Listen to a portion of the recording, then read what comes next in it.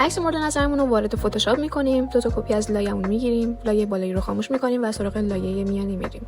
از قسمت فیلتر اد نویز مدین رو انتخاب میکنیم و عدد هولوش 120 رو برای عکسمون انتخاب میکنیم.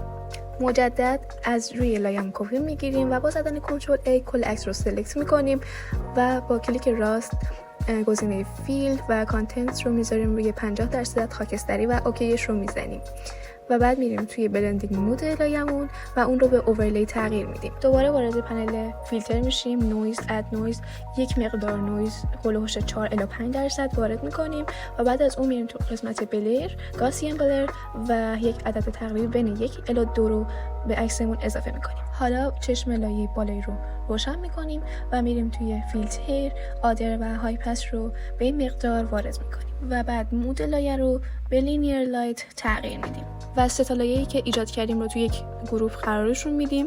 حالا روی گروپی که ایجاد کردیم 2 تا کلیک میکنیم تا بلندینگ آپشنز ما فعال بشه و با این بیلک های پایینی که توی تصویر میبینید میتونید هایلایت ها و شادو های عکس رو کنترل کنید تا بافت عکس پیدا بشه.